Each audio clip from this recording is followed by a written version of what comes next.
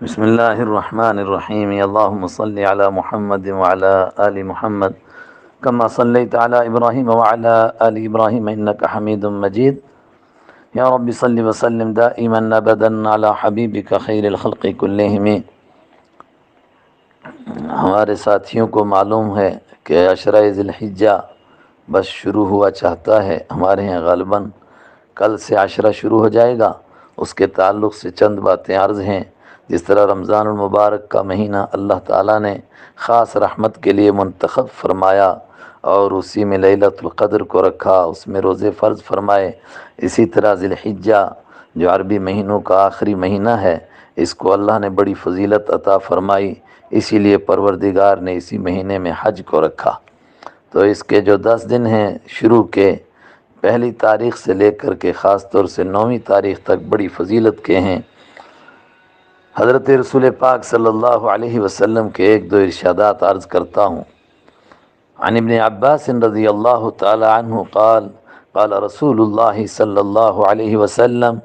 ما من ایام العمل الصالح فیہن احب الی اللہ من هذه الایام العشرہ، رواہ البخاری۔ بخاری شریف کی حدیث ہے۔ حضرت عبداللہ ابن عباس رضی اللہ تعالی عنہ سے روایت ہے کہ رسول پاک صلی اللہ علیہ وسلم نے فرمایا، اللہ تعالیٰ کو عمل صالح یعنی نیک عمل جتنا ان 10 دنوں میں محبوب اور پسندیدہ ہے، اتنا کسی دوسرے دن میں نہیں ہے۔ یہ روایت مزید تفصیل کے ساتھ دوسری کتابوں میں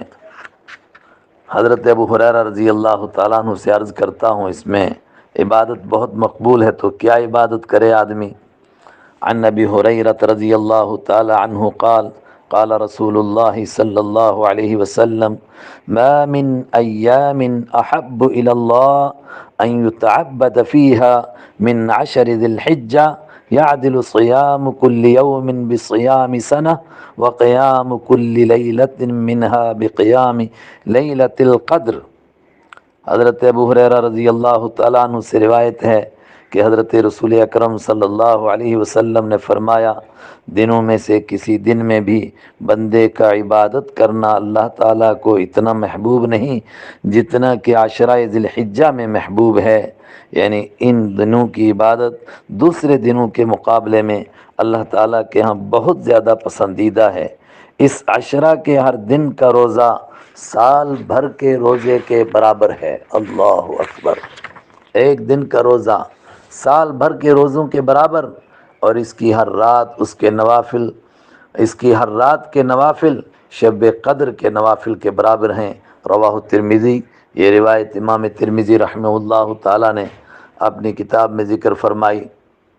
عن ابی قتادہ قال قال رسول اللہ صلی اللہ علیہ وسلم صیام یوم عرفہ انی احتسب علی اللہ ان یکفر السنة التي بعده والسنة التي قبله۔ حضرت ابو قتادہ رضی اللہ تعالیٰ عنہ سے روایت ہے کہ رسول اکرم صلی اللہ علیہ وسلم نے فرمایا، میں اللہ تعالیٰ سے امید رکھتا ہوں کہ عرفہ کے دن کا روزہ یعنی 9ویں تاریخ کا روزہ، اور یہ حاجیوں کے علاوہ ہے، چونکہ دوسری روایت میں آ چکا کہ حاجیوں کو عرفہ کے دن روزہ نہ رکھنا بہتر ہے، تو حجاج کے علاوہ دوسرے حضرات کے لیے عرفہ کے دن کا روزہ، اس کے بعد 1 سال اور پہلے 1 سال کے گناہوں کا کفارہ ہو جائے گا۔ ترمذی شریف نے اس روایت کو بھی روایت کیا۔ خلاصہ، اس پورے 10 دنوں میں کوشش کرنی چاہیے زیادہ سے زیادہ راتوں کو عبادت کریں، تلاوت کریں، نوافل پڑھیں، رحمت عالم صلی اللہ علیہ وسلم کی سیرت سے جڑیں، آپ کی سیرت کو پڑھیں اور کوشش کریں کہ 9 دنوں کے روزے رکھیں، اور 9 دنوں کے نہ رکھ پائیں تو کوشش ہونی چاہیے کہ عرفہ کے دن کا روزہ رکھیں، اور اللہ تعالیٰ کی ذات سے امید کریں کہ 1 سال پہلے اور 1 سال بعد کے گناہوں کا یہ کفارہ بن جائے گا۔ ایک اور روایت عرض کرتا ہوں اسی کے تعلق سے۔ عن ام سلمۃ رضی اللہ تعالی عنہ قال قال رسول اللہ صلی اللہ علیہ وسلم اذا دخل العشر واراد بعضكم ان يضحي فلا يأخذن شعرا ولا يقلمن ظفرا۔ حضرت ام سلمہ رحمت عالم صلی اللہ علیہ وسلم کی زوجہ مطہرہ اور سارے ایمان والوں کی ماں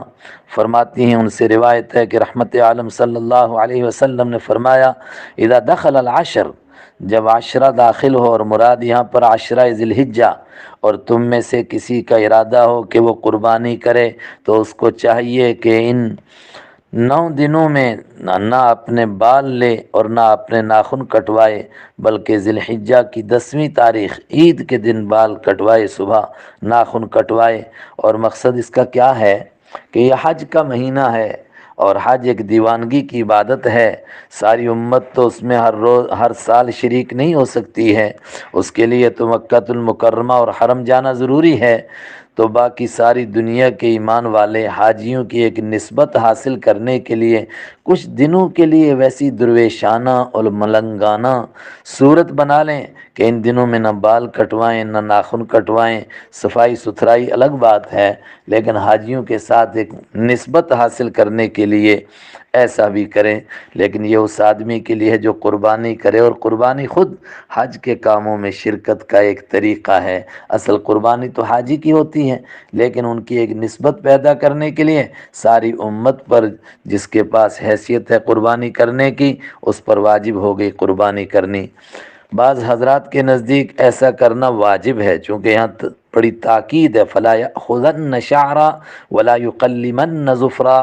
لیکن دوسرے حضرات فرماتے ہیں کہ سنت یا مستحب کا درجہ ہے، اور ثواب اور ترغیب دینے کے لیے اس میں یہ تاکیدی الفاظ فرمائے گئے ہیں۔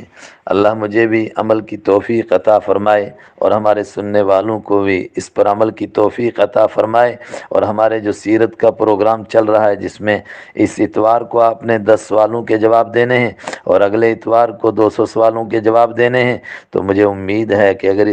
ان 10 دنوں میں آپ اس کی تیاری میں لگے رہیں گے تو انشاءاللہ وہ بھی بڑا ثواب حاصل ہونے کا ذریعہ ہوگا۔ وآخر دعوانا ان الحمد للہ رب العالمین۔